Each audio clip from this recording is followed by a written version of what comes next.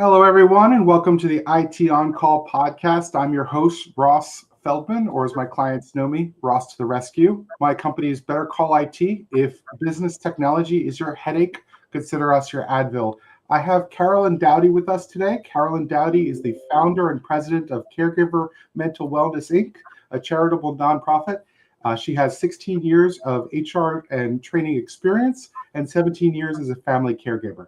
She brings deep insight into caregiver well-being. After her husband's stroke, she spent 5 years researching burnout and developed a holistic self-care program to support caregivers. She and her husband reside in Concord, North Carolina. How are you doing today, Carolyn? I'm great, Ross. Thank you for having me. It's my pleasure. You know, Caregiver Mental Wellness, an organization here in the North Carolina area. Why did you get that started? Where did that come from? Well, it's been about 8 years now. My husband and I had an alpaca farm. We were living the life. We were retired. We had families come on and tour the farm. And one night he came in late. He was eating dinner at his chair where he likes to eat.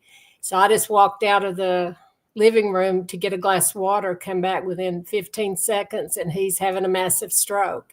Wow. And so our whole life blew up, overnight. I lost my partner as I knew him. I became his caregiver. He couldn't read. He couldn't write. At that time, he couldn't say a lot of words. He was mad at the world. He was throwing fits like a 3-year-old. He lost his maturity. He couldn't do any maintenance on the farm anymore. And he also did not like the farm anymore. So I just had to jerk up everything we loved, and just pull myself up by my bootstraps and go forward. And he wanted to go to the beach, so that's what we did. But during that time of struggle, I was really fortunate, and I had gratitude that he could walk, and he was cognitive, even though he couldn't say a lot of words. And so I was able, as a caregiver, to get out of the house.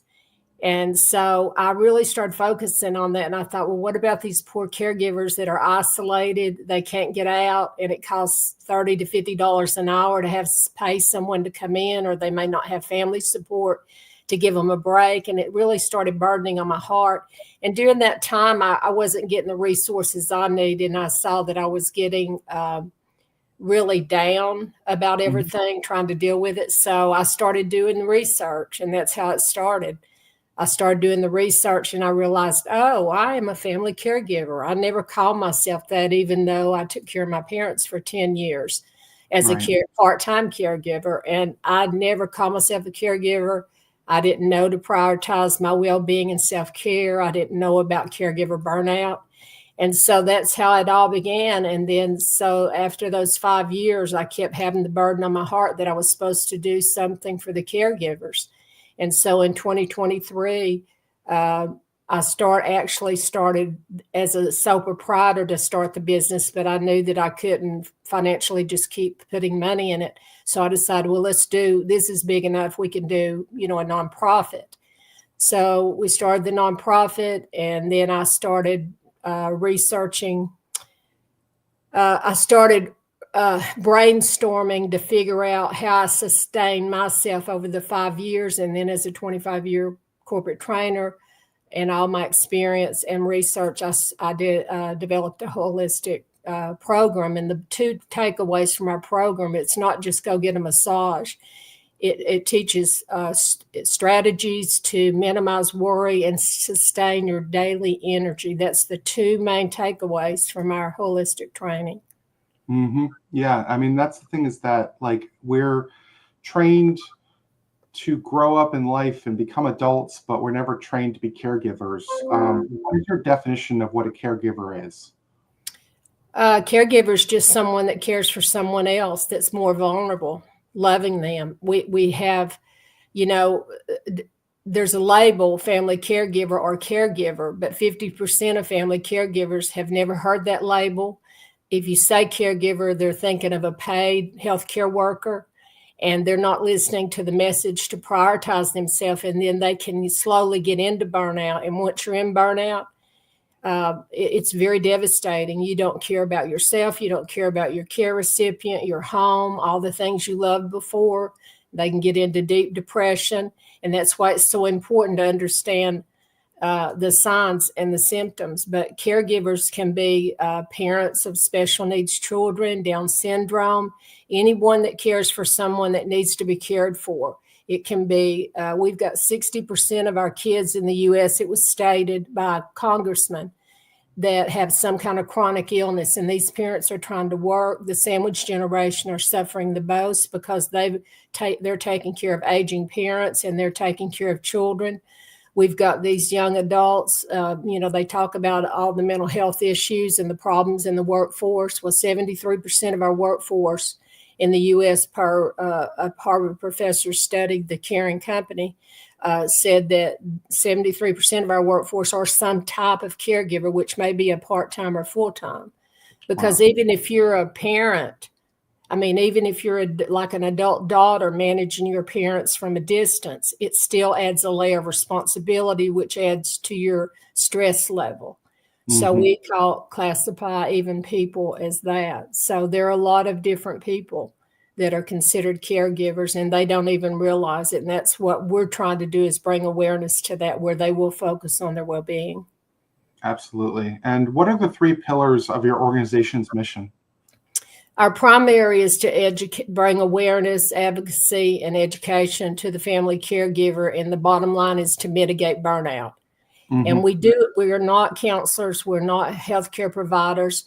What we are doing is teaching well-being and self-care techniques. Mm-hmm. And that's what we do, because, once you start getting towards depression and burnout, you need to see a therapist. And that's what we recommend in our program. Yeah. And that's the thing, is that we slip into burnout, depression, without self-care, without even realizing that it becomes our day-to-day, and we don't even realize that it's happening.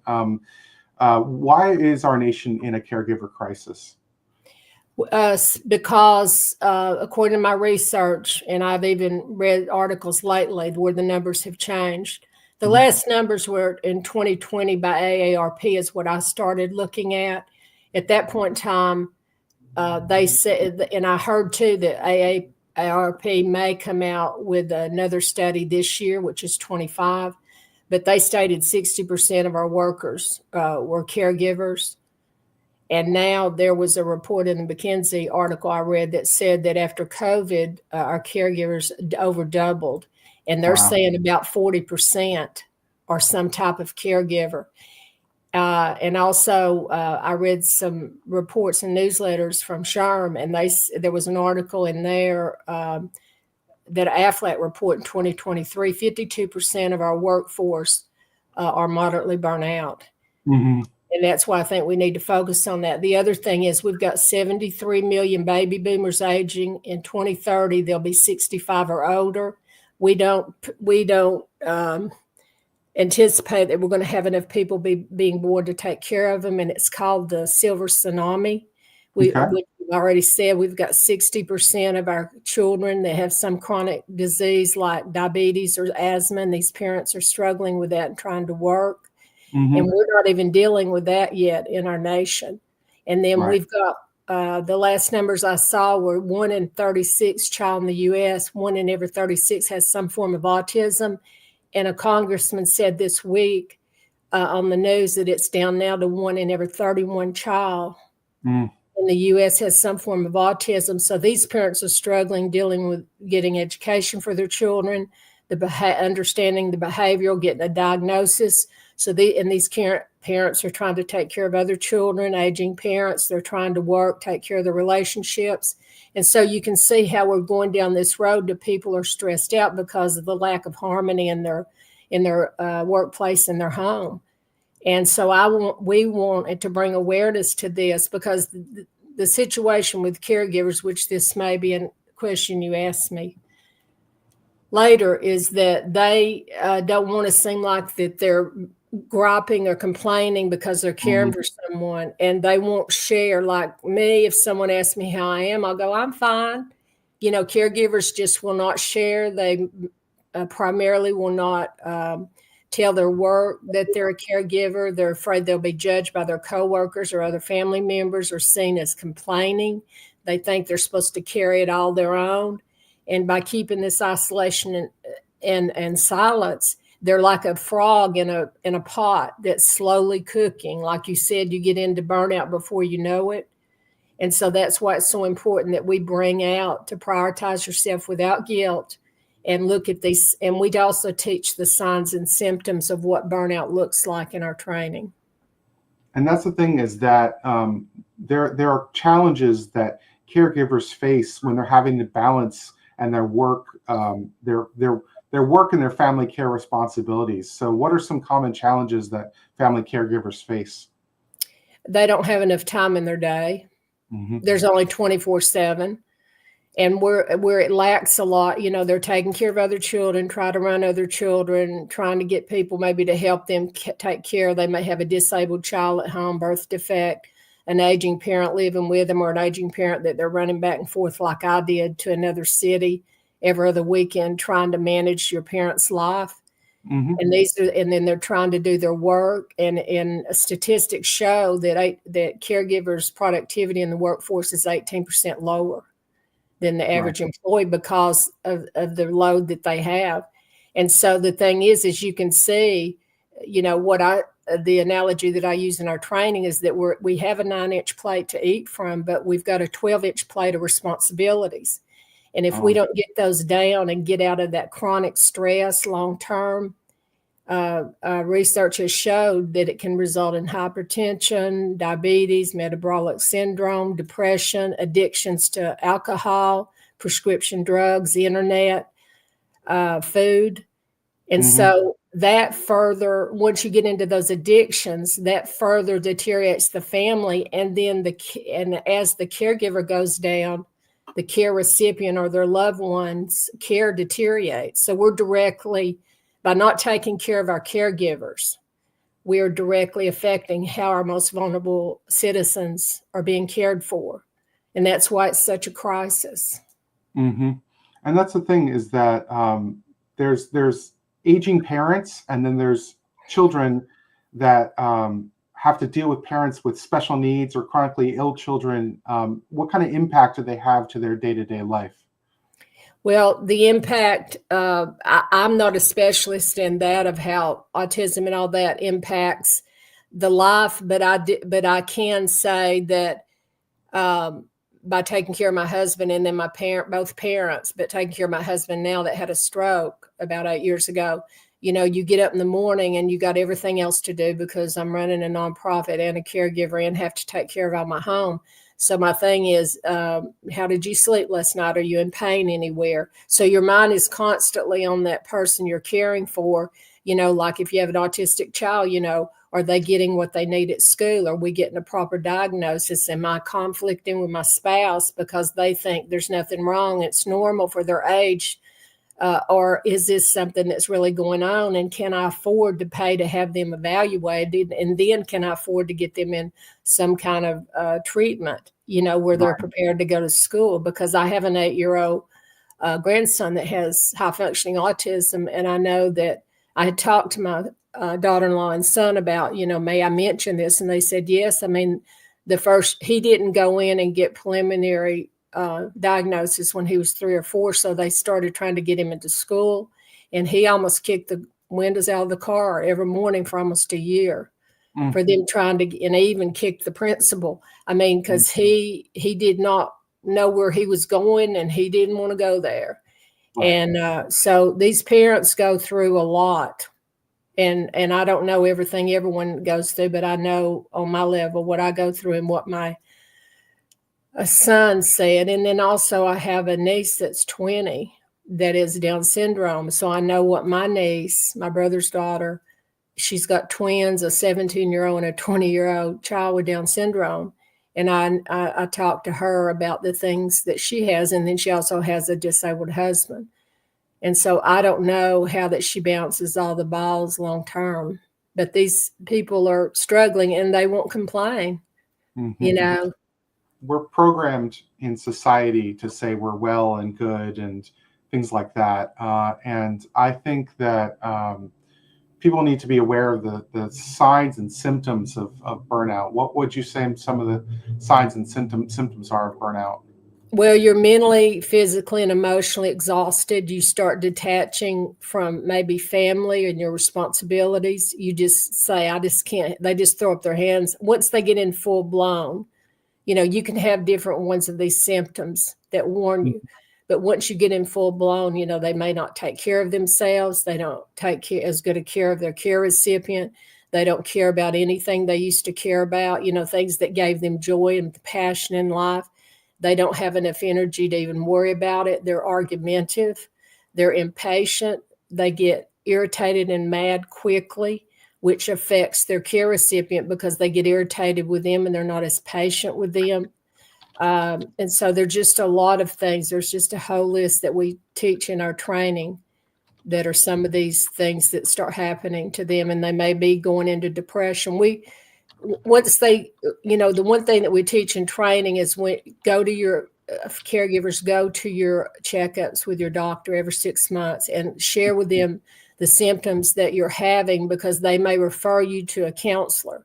Because Right. Once you get into that full blown, you're going to have to, you don't have to, but you will want to get some help, because once you're in full blown, it may take you a few months to pull out of it, because you're staying in the stress trying to recover and your body's just given up and you're exhausted. And so it's very serious. And that's the thing, is that counseling and speaking with your doctor are all very important. There's plenty of people who don't go to their annual physical, and that's something minimum people should be doing, seeing their doctor at least once or twice a year. What are some practical self-care strategies and techniques that those that care for others can use to prioritize their well-being? Well, the number one thing is to get it out of your mind that it's weak to ask for help. Because I'll give you an example. Like when I was working full-time, I was open community bank in Atlanta. And then my parents lived an hour away, and my dad had cancer, dementia, strokes, couldn't walk. And my mother was sick trying to take care of him. And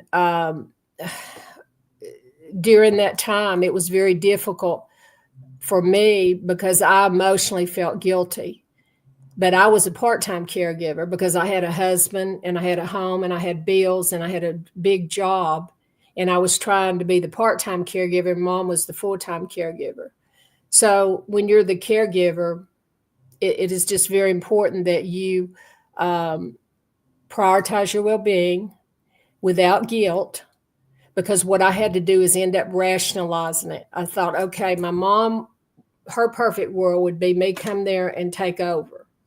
But the reality is I have bills, I have a job, I have a husband, a family in Atlanta. And so what I had to do to get out of that guilt that was eating me alive from not being there and listening to her, I had to say, okay, let's think of it rationally.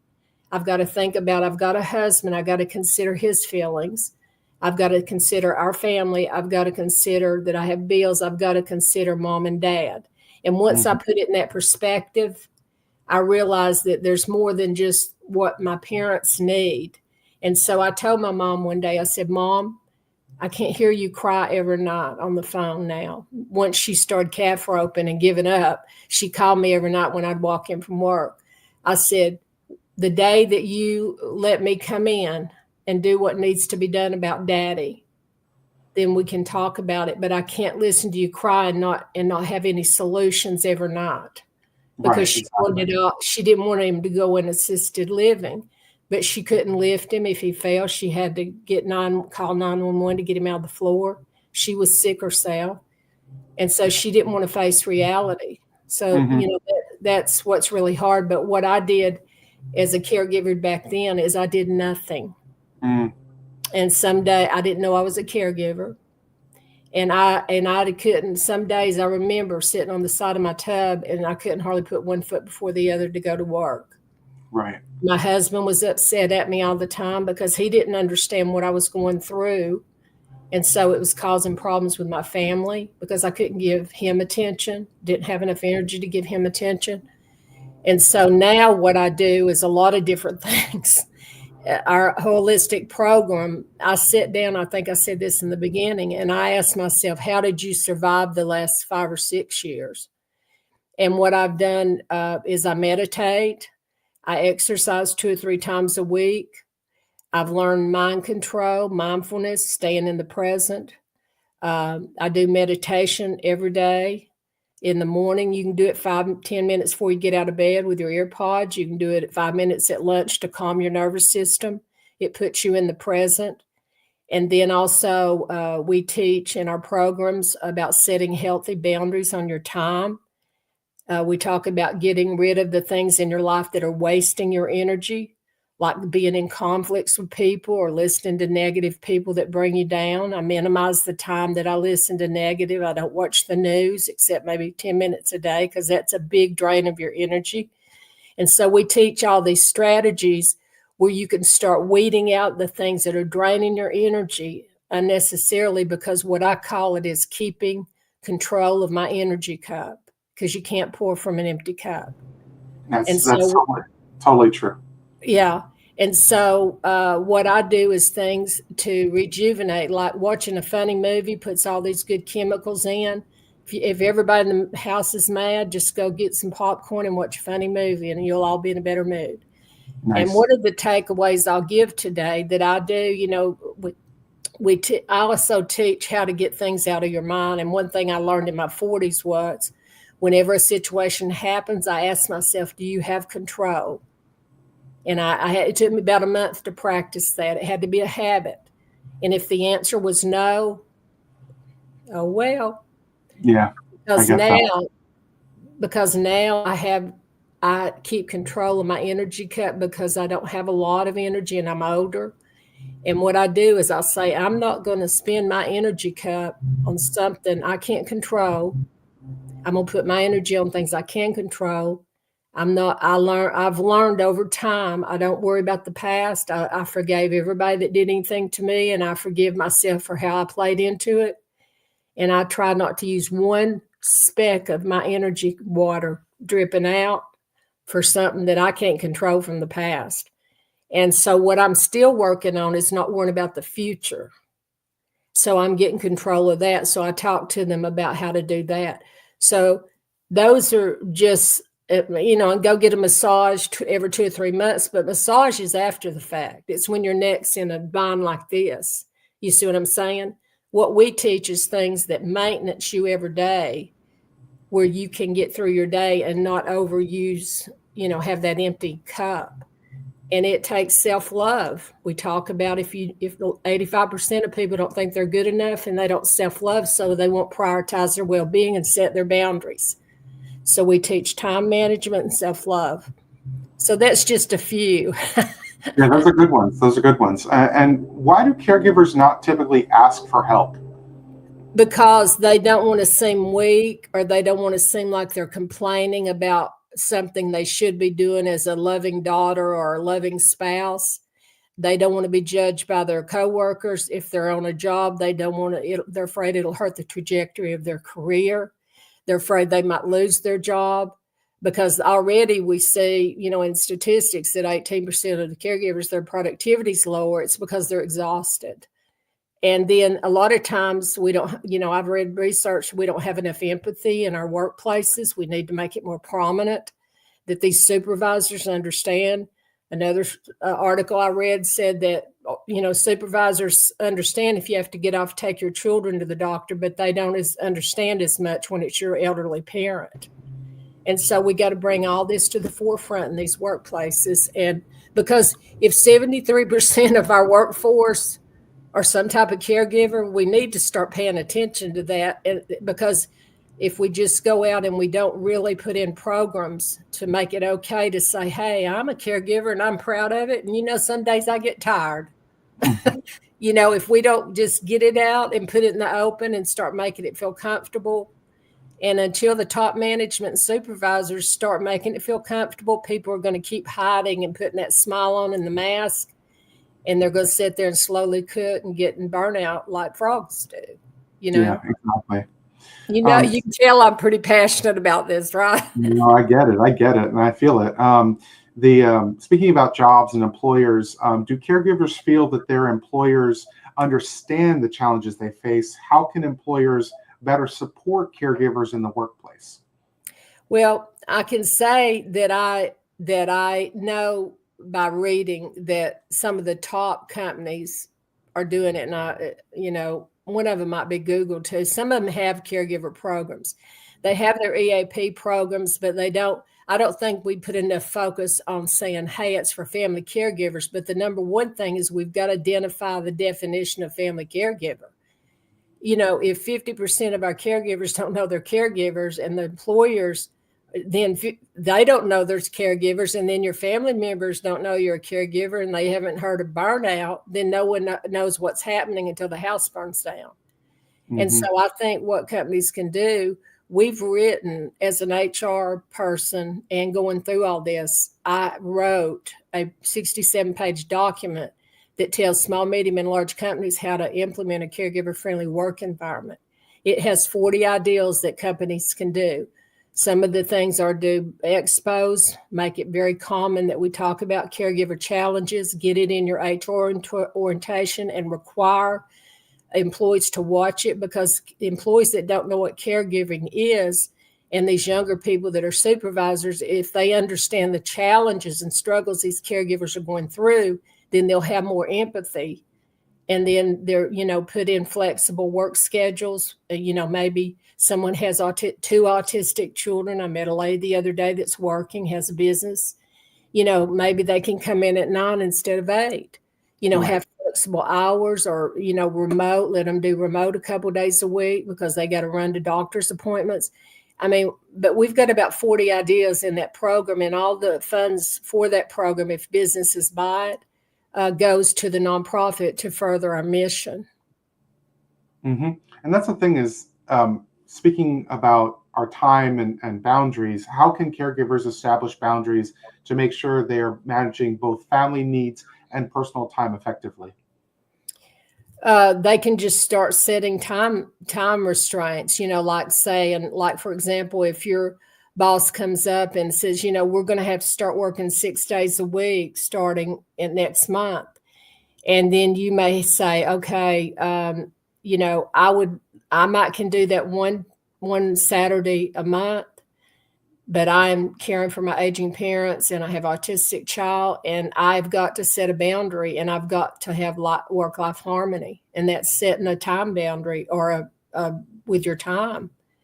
The other thing that I do, I do not, this may or may not be relevant for people at work, and it's very sensitive when you're at work, but I don't put up with people talking down to me or being disrespectful, because that drains my energy. Mm-hmm. And so in a nice way, and communication skills is another thing we teach in our training, is that in a nice way, if someone comes up and they're really browbeating me or whatever, or hollering at me or doing whatever, I'll just say, well, I would really like to understand your perspective, but let's talk about this when we're calmer. Mm-hmm. And then I just walk away, because that's setting a boundary with your emotions, because once they get you all tore up, then you're mad, they're mad, no one's listening, everybody's getting louder, you've accomplished nothing, and then you drained a big dump of your energy cup, and then you're mad at them for another month, and you're thinking about it and worrying about it, and then you're draining, dumping more of your energy cup. Do you see what I'm saying? Right. So those are just a couple of things. I hope I answered your question. Yeah, definitely. What resources or support systems are available to help caregivers who are feeling stretched too thin? The number one thing that I recommend is that they get in touch with their county Health and Human Services. Here in Cabarrus County, we have a wonderful group of people there. It's unbelievable how responsive they are in the educational programs. And I hope every county's as good as they are. The thing is that the problem is the budgetary restraints in different states. You can't say that caregivers are going to get the same consistency, but when they call there, they can say, this is my situation. Maybe they have a autistic child, Down syndrome, or they have a disabled brother that's older they're taking care of, or a spouse or whatever, and say, I'd like to talk to a social worker and see what benefits are available for my situation. Mm-hmm. and then get all the benefits. And then on our website, you can go to caregiver resources, and there's a map there that one of the caregiver nonprofit organizations made. And you can click on the state, and it'll give you all the phone numbers for resources. Now, the next step I would do is whatever the condition is, let's say it's Down syndrome, go to the nonprofits in your area that serve and have programs for that condition, whether it's autism, Alzheimer's, dementia, because they have support groups. They have all kinds of resources where the parents get together and talk about things, or the spouses get together, and they know where all the support groups are, and so does HHS. So that's the first two things that I would do. And also, if you have any symptoms, find out, look it up online what the symptoms of burnout is, and get with your doctor or your therapist, because it can be a serious condition. Did that answer what you? And if you don't take care of it, it's going to just consume you. Are there any new trends or strategies emerging that can help caregivers manage their responsibilities more effectively? Well, there is a lot. I'll go on this higher level. Back a few years ago, I forgot the date now. Oh, goodness. Biden signed in the RAISE Act, and it assigned, I think, 17 government agencies to start focusing on the family caregiver, to include grandparents that are the primary caregivers of their grandchildren. They classify them as caregivers too. And so all these agencies are starting to implement things, but the issue is there wasn't a lot of money put behind it. So a lot of it falls on the states to get these things done, but it is being more public in the public eye. And so that's a big issue in things that they are doing. What I would like to see is for them to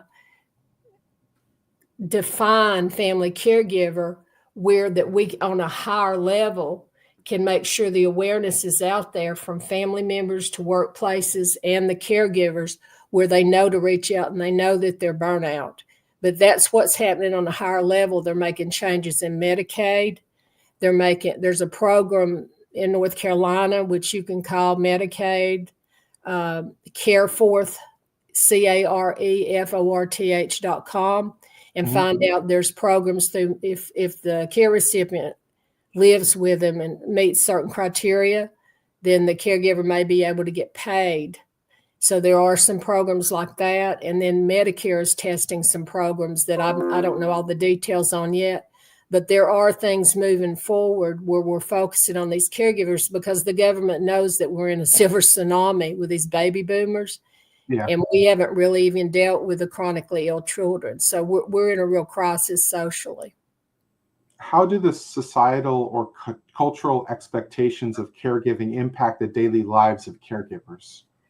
Well, I can't say, but I do know this on a higher level, that different cultures do different things. Like, I know that the Hispanics keep their families, their elderly with them, and then I also know, or have heard, they're very proud, and they, tend to not go to therapy or support groups because it shows weakness. Now, these are just things that I've heard. And so, different cultures feel different ways about things. We may be more open, in America, we talk about, some cultures, we don't have a problem with it now, more of going to therapy, but I think we've got to make it more commonplace because it's such a crisis. And so depending on how the belief is, and I've heard it in different ways, I was in the hospital a couple of years ago, and I had a nurse talking to me. She was African-American, and she goes, I'm struggling. I got gang raped when I was 14, and I'm struggling in my adult life with this. And my dad just says, no, you're not going to counseling. That's weakness and blah, blah, blah. And so I told her, I said, well, maybe you would want to go. You're an adult. You're almost 30. If it's running your life, I said, mate, you don't have to tell everybody you're going. I said, but if you need it. And, she came in the next morning, stuck her head in the door before she left her third shift, and she goes, I'm going to counseling. That's good. That's good. That So, was good advice. that's Yeah, the things that are happening, because if we grow up and we're groomed that it's not okay, or that it's an embarrassment to our family if you do this, it makes people not reach out for help. absolutely. What advice would you give to someone who is just starting out their caregiver journey and trying to figure out how to balance work, home, and caregiving? I would say do all the research you can, and artificial intelligence has a lot. Just throw it in there, all your thoughts, and it'll spit it out for you. Get into programs in your county that's educational. They'll give you all kind, and get into support groups that are like, if you're starting down that Alzheimer's, taking care of a parent with Alzheimer's, that's can be very devastating because you're losing your parent over time. There's a lot of grief in it. Get in with those support groups and know what you're getting into ahead of time. And also, we in the summer will have our educational programs. We got a grant to get them produced. So we'll have all of our educational programs for different caregivers out on our website. So I encourage you to watch that. And if you have symptoms of burnout, I encourage you to get with your therapist or doctor and not let it go. Absolutely. And time block your calendar, put it on your calendar, put your tasks on your calendar. It's really important for your mental health to take a deep breath either in the morning or the end of the day and plan your day and your tasks and what you want to plan to get done. And you know what? It's okay if not everything gets done. There's only so many hours in the day. I think it's been a great episode, and I think we've learned a lot, and definitely for those who don't know they're on the caregiver journey and just found out they're on the caregiver journey, how can they get in contact with you and your organization, Carolyn? They can email us at admin at caregivermentalwellness.com, or they can go to caregivermentalwellness.com and go into our contact sheet and contact us, and then we will contact them within 48 hours. Sounds great. And I'm always available. My calendar is bookable. It's scheduleross.com. And if you have my cell phone number, text or call me. I definitely make myself available to my clients. We can be able to consult and talk more about time blocking and online calendars and AI and how to leverage that. So it's been a great episode. Thank you, Carolyn. I hope you have a great week. Thank you for having me. Bye-bye. Bye-bye.